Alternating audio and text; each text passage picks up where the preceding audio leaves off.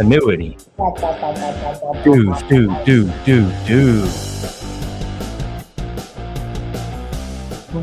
All right.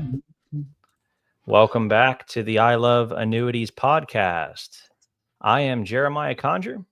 And I am Zachary Van Ness, and together we are the Annuity Dudes.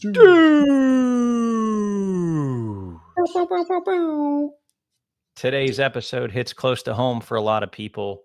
We're talking about something most retirees wish they had, and that's a pension. And most importantly, how to recreate one if you don't have one. Yeah, and what we're diving into today is really just the pros and cons of keeping that existing pension that you've got, that traditional pension, versus taking a lump sum of money and rolling that into an annuity with a lifetime income guarantee. Yeah, so once upon a time, pensions were the gold standard. You know, it was pretty simple. You work for 30 years and boom, monthly checks for life. In addition, and again, always pulling in some Tom Hegna content, he always talks about how you'd have a party, a retirement party, you'd get the Rolex watch from your company, and then you got those monthly paychecks for life, which was that pension back then. Yeah, and really, when we look at it today, who's lucky enough to have a pension? There's very few. Really, when we consider that, it's about 15% of the private sector that actually have a defined benefit pension. The rest of us, then we've got to figure out a 401k and what the heck we need to do with it. And like we've talked about before, I've said this on previous episodes, is just that now we're left to figure it out. And I didn't ever take a class in high school or college to figure out what to do with a 401k and how to manage retirement. So here we are left to make our own decisions and figure that out on our own. Yeah, you know, the 401k was touted as the benefit to the people. In exchange for getting a pension, you got access to a 401k, which allows you to write off your contributions to that 401k each year against your earned income. Pretty good benefit there. In addition to that, you also get portability. So you're not handcuffed to any employer and having to work with them for a longer period of time than you may wish to. So it gives you the ability to transfer that 401k, keep the money that you've contributed, and then move on to another employer where you can either, most of the time, you'd establish a new 401k there. But really, it was a ruse. And I've talked about this in previous episodes where the 401k was designed ultimately by Wall Street. And it was even influenced to be a good deal by Wall Street. But why? There was bias there. And that was simply because they knew that money would now start flowing into Wall Street and they would be able to charge their fees and their commissions and all those things that go along with that. And it was all touted to be this great thing. But really what it was it was the corporations that were benefiting the most because they were able to take that risky asset in what we are calling a pension and remove that from their balance sheet. When they had those pension funds that they were responsible for, it really posed a lot of risk to the corporations, and it was long-term risk that a lot of those risks were really unknown. With people aging and getting healthier and living a longer life, that longevity risk was prevalent. And so the corporations saw that, they were privy to it, and they ended up, really getting behind the 401k. In addition, the government is who also influenced the positioning of the 401k because they were also offering not just the employee as a tax write-off to contribute to a 401k, but they were also influencing the corporations by giving them also a tax write-off to those contributions in the form of a match. So when you hear somebody's matching, it's not because they want to just be generous and nice, it's because they're able to write that off. So with that being said, even for those that are still lucky enough today to have a pension, many are now being offered a lump sum option, especially in corporate America. And we're actually hearing from the research studies that most people are considering that lump sum option. And while I do believe that can be a good decision, and it probably is the right decision in most cases, I think giving up a guaranteed income stream is a bad decision. And the reason I feel that way is because of the research that shows that having a guaranteed income stream in combination with Social Security is the optimal way to create that foundation of retirement income. And what else that leads to and optimizes is being able to stay disciplined in the rest of your estate and assets, with those investments now being growth assets that are outside of that guaranteed income foundation, and that those can now stay true to the markets and grow over time, so that you have a lump sum that's building and building and building, and being it can then be utilized for things like leisure, contingencies, unexpected spending shocks, and ultimately legacy. So foregoing the guaranteed income stream, in my opinion, is not the right thing to do unless you have that covered with other guaranteed sources.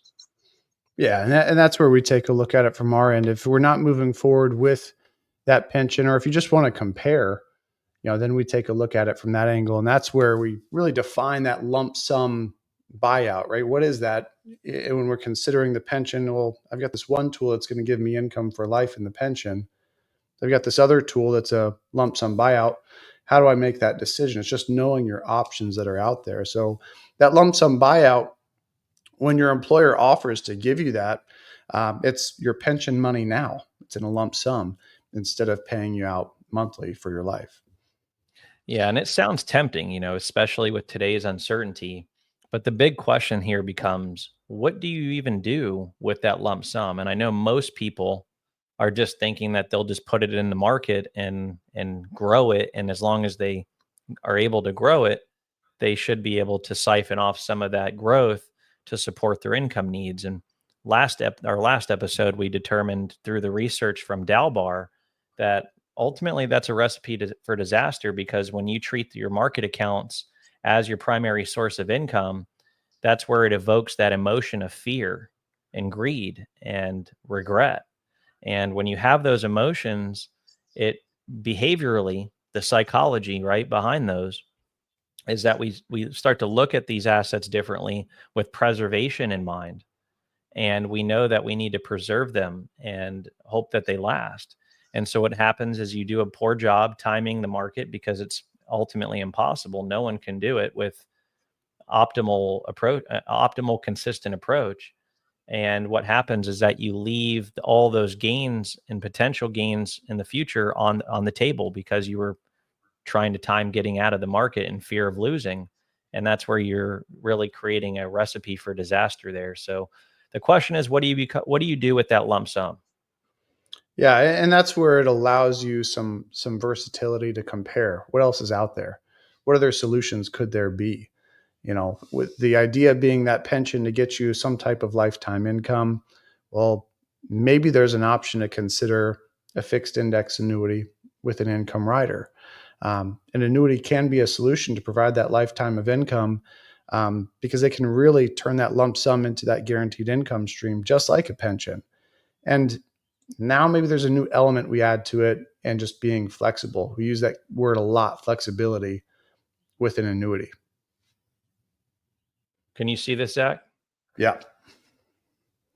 So we really want to talk about the pension versus the annuity comparison, and really what are the benefits if you are considering taking the lump sum um, versus keeping the pension income.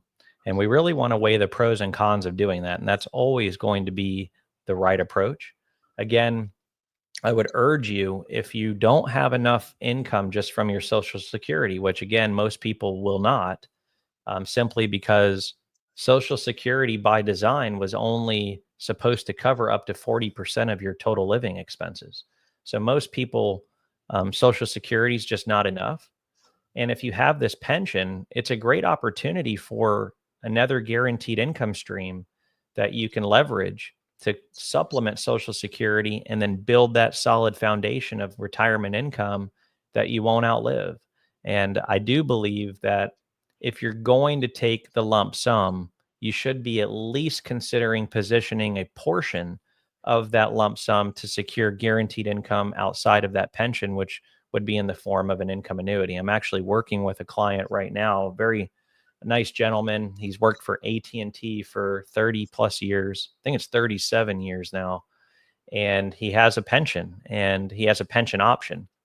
And we're in the process right now of weighing out the benefits of keeping his pension versus, you know, taking the lump sum and then repositioning some of it for income and then the rest for growth.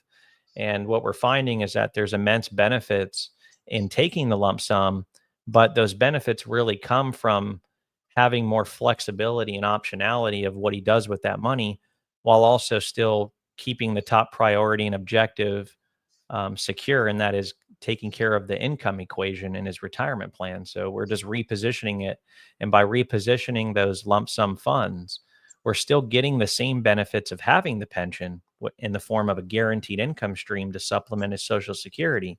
But we're also giving him and his wife and his family potentially, his beneficiaries, more flexibility, optionality, and growth potential, so that it's just setting up, it's optimizing the rest of his plan. So he's not just one and done with that decision. It's giving him a lot of optionality as he moves to and through retirement. So if his needs ever change in the future, or maybe he lives a shorter life than anticipated, that money that he's repositioning into the income annuity, there will be a death benefit there so that his heirs can receive that money. So those are the things we're going to talk about here in this comparison. I do have the slide up. Um, so Zach, can you see this okay? Yeah, I think using that graphic, I think one key thing that you hit on, number one, they can both offer lifetime of income, right? Um, Big value point on both ends of it. And part of it is just the comparison is, hey, if you know you've got an option coming available soon with your pension to either take a lump sum or begin that income, why not take a look at an annuity just to know which option is better in terms of just the income piece alone? One thing that you had brought up that I thought was important to hit on was that spousal continuance, the second key point of those features, and how that might affect your client. And I know I've had clients in the past where they've said, I can take this pension, but at the end of the day, that's going to drop. The income is going to reduce. If I pass away, my wife moves on and she gets maybe 75 to 50% of that income. Yeah.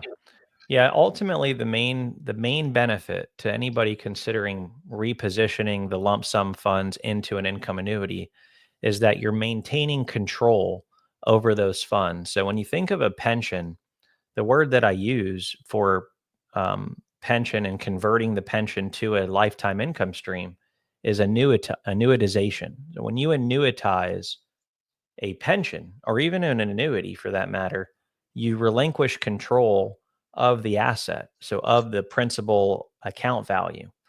And when you look at the indexed annuity with a lifetime income rider, the main benefit is that you're not relinquishing control over that principal account value. So that money is still your money. If you die, there's a death benefit going to your designated beneficiaries in the contract.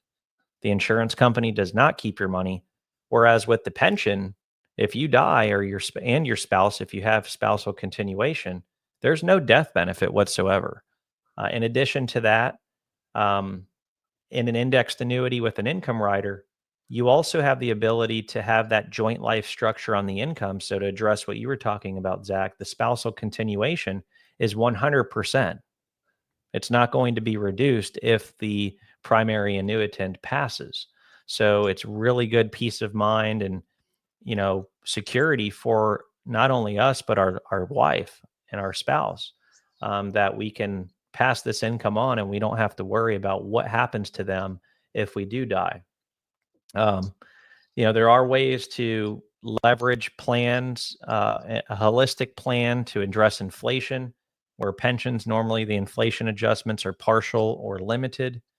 And then ultimately, and this is a big thing too, and I don't know if enough people weigh this out, but the pension funds are only backed by the employer, and they're only as good as that company.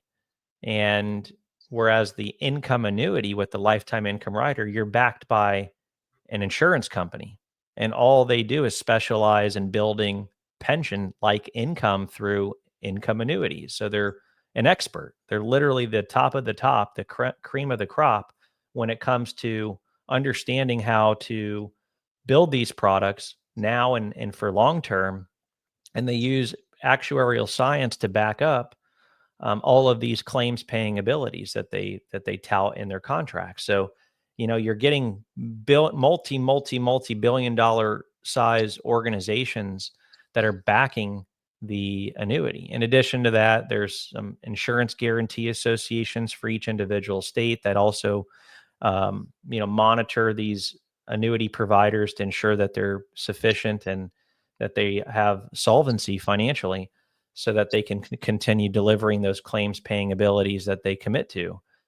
Last but not least, I mean, I don't want to go doom and gloom here, but how many stories have we heard about pension funds going bankrupt?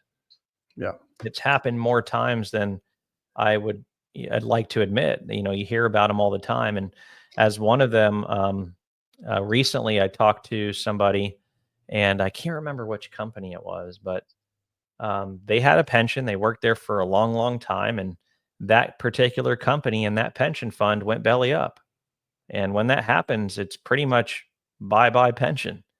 And at least when you're repositioning those funds, you're getting the secure backing of a A-rated or better insurance company. And I could urge you right now, go find the last time you've heard of an A-rated or better insurance company going belly up and you know reneging on their original guarantees for income. It doesn't happen. Yeah, and not only that, it just creates a choice, right? So you're not putting yourself in a position to where you're handcuffed by what happens to that pension fund. If you came out and said, "Hey, you know what? Nationwide or another whatever series of companies have been doing this for 100 years, however long it is, they've literally built a business on doing this. Listen, I've got no problem if I'm getting a lifetime paycheck and that they happen to be making money at the same time. At the end of the day, I want the annuity company that I'm with to be making money as well so that my income can continue. So when I look at it from that perspective, it's just a choice of being able to make the decision on your own and not having them make it for you. Yeah, for sure. um Another one of the this actually comes close to home for me. My grandfather, he worked for Winn-Dixie supermarkets for his, for like 30 something years, 39 years, I think it was. And he was one of the few to retire when he did and still receive a pension. And he's passed away now, so rest in peace there, Papu. But he had a pension, and it was awesome to see him have this guaranteed income stream. And he was really happy, and spent his weekends how he wanted to, and all that good stuff. But not long ago, when Dixie had declared bankruptcy, well, what happens to the pension fund when a company declares bankruptcy? Now, they are still operating today, but from my understanding is that pension fund was reorganized or I don't know what the term is for it, but there was some restructuring, I think that's the word, for that pension. And I think that people had to take a pay cut there, if I'm not mistaken. I don't know for sure, but I know through that restructure there was some differences changed in that pension. So it just goes to show you that anything can happen. You've worked hard, you've put all this money into this in one way, shape, or form into this pension like fund, pension type fund, and you want to go ahead and make sure that those benefits last. So repositioning them is a good way to look at how can you make sure that they last? How can you make sure that you're maintaining control?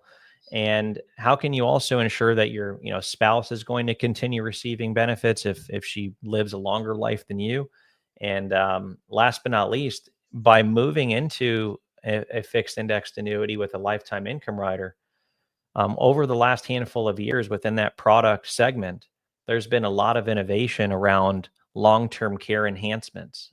In other words, not only can you get a guaranteed income stream by leveraging those products, but a lot of them have what they call enhanced income benefits that can actually pay out a doubled amount or a 200% multiplier on the original guaranteed amount if you ever have a need for long-term care in the future. And that's a really nice benefit that to my knowledge, no pension fund out there offers today.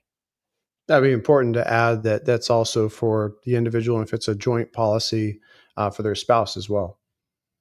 Oh, 100%. And that's really icing on the cake. So you're ultimately improving your situation in most cases.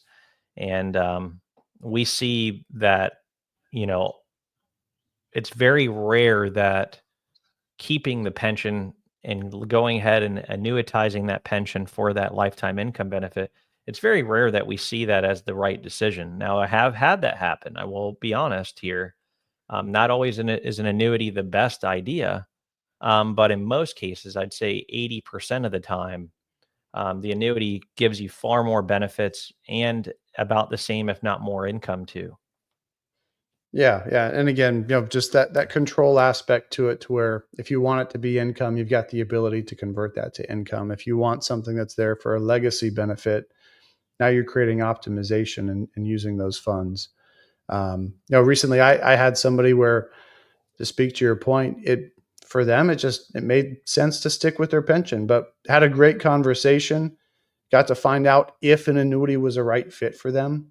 A different annuity type happened to be the right fit, but they didn't want to use their pension monies for it. And it's just being able to do the research and having the choices and knowing what options you've got. Yeah, I came across some research on this exact topic, and I think majority of people do convert the pension to a lump sum. I think it's like 73%. Is that right? I believe it's that high. And I always try to put myself in that position. And to be honest with you, I'd probably do the same thing. Now, I'm also educated in the subject matter of retirement income. And I think that the pain point there in saying, do I convert the pension to the income stream or do I take the lump sum? Ultimately, it's about that control. It's seeing this, most oftentimes multi six figure amount of money and knowing that if you sign the dotted line on the pension for income, you're giving up control over that that your six figure lump sum of money. That's a Hmm. tough that's a tough pill to swallow. And I know for me that would be difficult, Yeah. but I do also think that it would be even more difficult to also weigh out giving up that pension like income because I know how important that is and I know how much peace of mind that actually delivers. I also know how much it optimizes the rest of the portfolio and giving it more growth potential and keeping us disciplined in our plan. So for me though, I would definitely think about converting it into a lump sum, but I would still look at the indexed annuity with an income rider and see how much do I need to put over there to get the amount of income I need. You may not even need to put all of it into the annuity. That's the other cool thing is we would still go through this and see how much income do you need for your retirement lifestyle and to sustain that long term and then do the math. All right, you need X amount of dollars per month. We know your social security is covering this much. And if we reposition some of this asset, this lump sum from the pension into an income annuity, we can shore up that difference but then have some money left over that you can then put into the markets. And actually working with the gentleman from AT&T, that's exactly what we're doing. He doesn't need to put all the money into an income annuity. So we're actually benefiting him by doing the right planning. And he can't, I mean, he has expressed how happy he's been that he's found us because he was this close to signing on the dotted line for his pension, which would have converted his pension to an income stream, and he would have gave up control over all that money, and he would have got a handsome income for it. But he was too much income; he didn't need it, and he said I would have just put it into a savings account, and a savings account wouldn't have given him any growth either. So it's all about doing the right planning and taking the right approach, and you may be surprised, but you may not need all that income from the pension and you can convert enough to the annuity to give you the income you need and then take the rest and do what you wish with it. Yeah, and we've talked about this before, and that maybe that remaining piece of that planning that's not put into an income annuity is there to be your inflationary tool, and use that, allow it to grow, whether it's at a guaranteed rate or let it be in the markets. it can grow with you. Yeah. So let's talk about the real world math here, really breaking down how to look at this scenario, weighing out the pros and cons. Zach, why don't you take us through that quick scenario and give us an example of maybe what somebody would be weighing out there? Yeah. So let's say pension is offering us 2,000 a month for life with a lump sum of $400,000. Um, if we were to use that 400,000 to purchase a fixed index annuity with that guaranteed lifetime income rider, depending upon the age and the carrier, right? We've talked about the company and the importance in that decision. You might generate anywhere from 1,800 to 2,300 a month. And then again, when we consider that, what's that coming with? And we go back to that graphic that you shared. That's coming with spousal protection, death benefit, potential inflation increases, and then we've also talked about a feature like a long-term care as well. Yeah. And that's where the other thing too is you're not really being stuck with just one single choice here. You have the ability to compare all of the options available on the independent annuity marketplace. And one of the things that we do and we're adamant about doing as part of our process and working with prospective clients is we will take you through what we call our multi-point annuity inspection. And what that does is it allows us the ability to find the top performers from the annuity providers and allow you to inspect those specific products and weigh out all the features and benefits to see which one is going to ultimately give you the most value according to your defined objectives and what you deem to be the most important and most valuable. Yeah, 100%. Yeah, and when we look at these, there's no one size fits all answer when it comes to the planning. Whenever I talk to folks and just say, hey, they may ask me what the best option is for them, and it's just, listen, everybody's got their own unique identifier. Everybody has their own fingerprint. So I can't tell you exactly what the right fit is for every individual because every individual is going to be different. But really, here's what's going to help with our clients in deciding the right path is, do you want control and flexibility? Do you want to protect your spouse and leave a legacy benefit? And are you concerned about your pension provider's long-term solvency? If So any of those, if any, sorry to cut you off you're there, good. if any of those things resonate with you, it at least makes sense, right, to consider comparing the annuity to your pension. I mean, all of those are very valid reasons of why somebody would consider doing it. And I always try to say, when you go to look at these decisions, it's not about making the decision based on who you are and what you feel today. It's try to I always challenge our prospective clients, try to make the decision for the 80-year-old you, the 80-year-old version of you. Maybe that's 20 or 25 years from now. And what needs to have occurred at that stage of your life to ensure that you made the right decision today. And I think just looking at it from an optimization perspective, that's just always the way my mind works.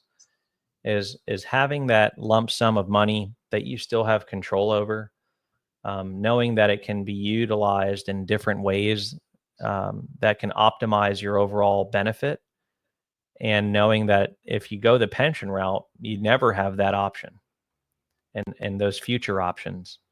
I think that's so significant to think about is don't just make the decision about how you feel today, but try to put yourself 20 years down the road and what needs to have occurred to feel like you made the right decision. So if any of those things resonate with you, I think cashing out, taking that lump sum, and maybe putting some of that into an annuity might make sense. But ultimately, you've got to do it the right way. And that's definitely going to come by way of unbiased, independent analysis. Yeah, and we've talked about this, and just part of our process is to take our clients through this and help them understand what's out there in the annuity world. Um, but also we say, hey, challenge yourself. Look at what other solutions are there, and that's what we're doing here. Is we're saying, hey, a pension is an opportunity for a lifetime income, an annuity is as well. Just as if you were to go out and get a quote from a contractor for something in your home that needs to be repaired, most frequently, the best choice is to go out and explore other options other than just the first contractor who walks through your door. So that's what we're challenging, is just take a look at what's out there, know what options you have, and do your research. So really just don't go at it alone. Reach out. We'll connect with you.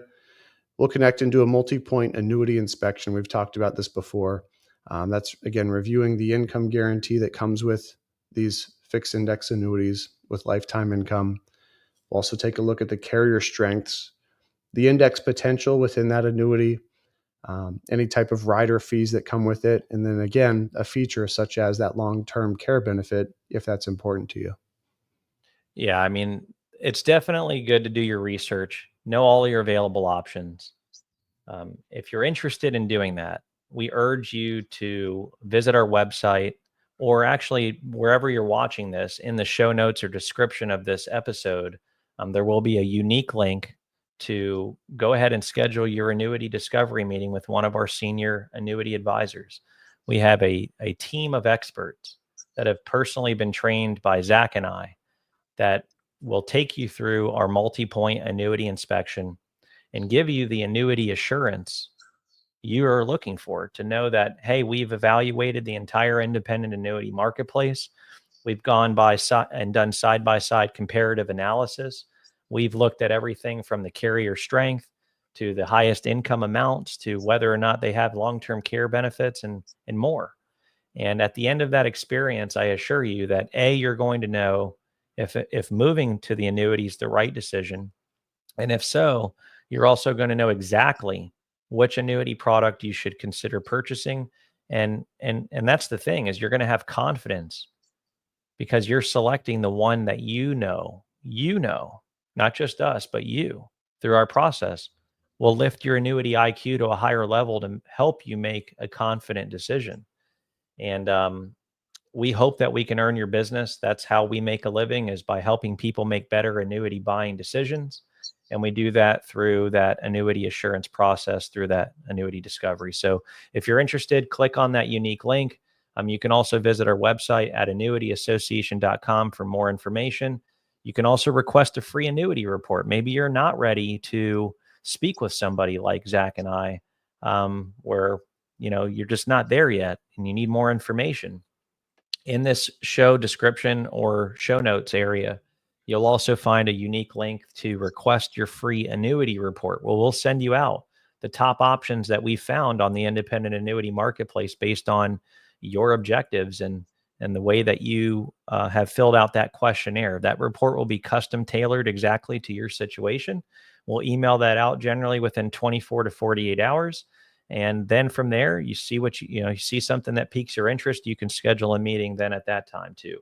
So, um, however you wish to go about it and however long it takes to help you get there, we're patient. There's no high pressure here at Annuity Association. We know that these decisions are important and that they take time. And we treat this no different than how we would want to be treated. And I hate being rushed, and I never want anybody to feel rushed in these types of moments. So just know that that is at the forefront of everything we do, is patience, understanding, honesty, and transparency. So Yes. with that being said, wow, I think this is the first episode that we've been under like 40 minutes. So I think so. I want to give Zach a virtual high five for that. And, sincerely appreciate everybody tuning in.